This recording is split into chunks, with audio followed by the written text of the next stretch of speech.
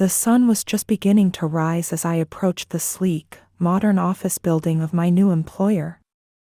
The excitement of starting a new job had kept me awake most of the night, and I couldn't help but be filled with a sense of anticipation as I entered the lobby. On my first day as a second secretary at the financial technology company, I was greeted by the head secretary, Karen, a middle-aged woman with a friendly smile and bright eyes. She showed me around the office, introducing me to my new colleagues and giving me a rundown of my responsibilities. Everyone seemed kind and eager to help me settle into my new role. During lunch, I sat with Karen and some of my new coworkers in the break room. I listened intently as they shared stories about their work experiences and exchanged the latest office gossip. That's when I first heard about the company's enigmatic founder. "You know," Karen said in a hushed tone, leaning closer to me, "nobody here has ever seen or heard from our founder directly.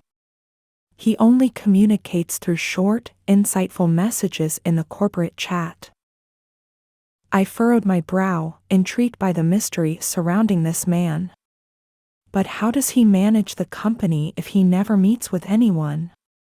I asked. Karen shrugged. "He's got a team of executives who handle the day-to-day operations. But every important decision goes through him, and somehow, the company has been thriving since its inception." As the weeks went by, I became more immersed in my job and the office culture. The founder's mysterious presence seemed to loom over the workplace, with everyone speculating about his identity and motives. Even during water-cooler conversations, his name would occasionally come up, sparking new theories and conjectures. One evening, as I was working late to finish a report, I overheard two colleagues discussing the founder in the next cubicle. "I heard he's a former Wall Street prodigy who got tired of the corporate world and decided to build his empire in secret," one of them whispered. No, the other one retorted, "I read somewhere that he's actually a reclusive genius, a mastermind in finance and technology who prefers to work behind the scenes." Despite my growing curiosity, I focused on my responsibilities and the tasks at hand. I knew that it was unlikely I would ever meet the founder, and I couldn't afford to be distracted by the office's ongoing fascination with him. Little did I know that my life would soon take an unexpected turn, pulling me deeper into the world of finance, technology, and the enigmatic man at the center of it all. A month into my job, I had established a comfortable routine. My tasks were manageable, my colleagues were friendly, and I had even made a few friends among the staff. The mystery of the founder still lingered in the back of my mind, but I had grown accustomed to the whispers and speculation that filled the office. One Tuesday morning, as I sorted through a stack of invoices, a notification popped up on my computer screen. My heart skipped a beat when I saw the sender's name. It was a message from the elusive founder himself. I hesitated for a moment, wondering if this could be some kind of joke, before clicking to open the message. "Please leave your job and work as part of a working group on an artificial intelligence project in the field of studying market patterns." I read the message several times, trying to wrap my head around the unexpected request. My initial excitement quickly gave way to doubt and anxiety.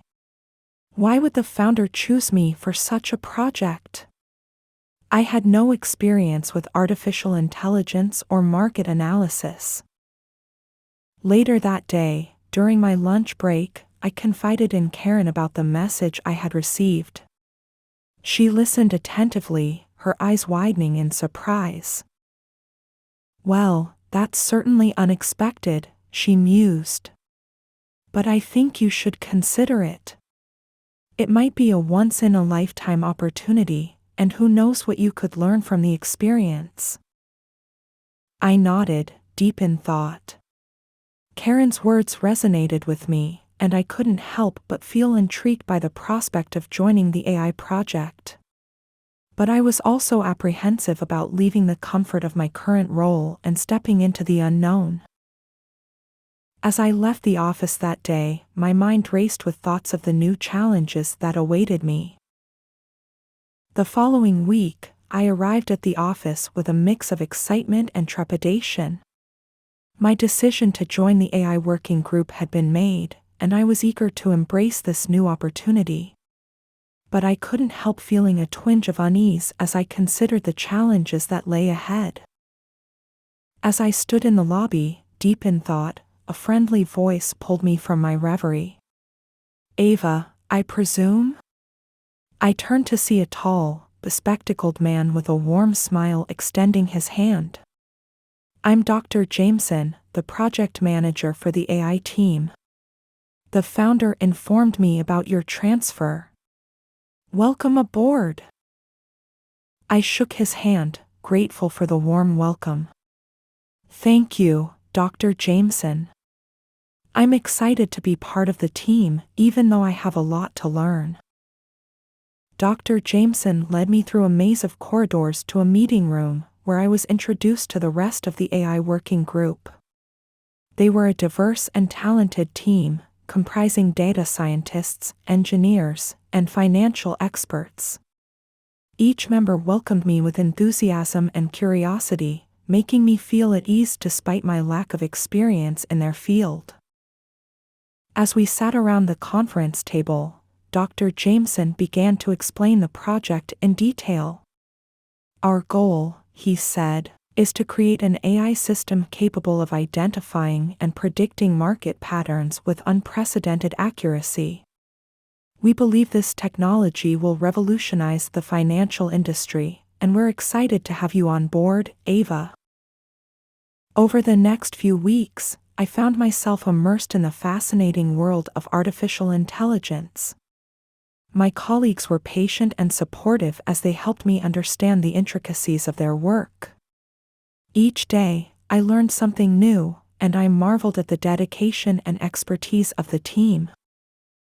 One afternoon, as we gathered for a progress update, I hesitated before sharing my thoughts on a particular issue. "I'm not an expert," I began cautiously, "but I noticed that our current approach to analyzing market patterns seems to be based on a set of preconceived assumptions. What if we tried to think outside the box, to explore alternative perspectives or methods?" The room fell silent as my colleagues considered my suggestion. Then, slowly, the silence was replaced by a buzz of conversation. It seemed that my unconventional viewpoint had sparked their interest. Dr. Jameson looked at me, his eyes shining with approval.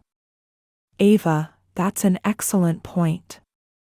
Sometimes, fresh eyes can help us see things that we might have overlooked. Let's explore this further and see where it leads us." From that moment on, I felt a renewed sense of purpose and belonging within the team.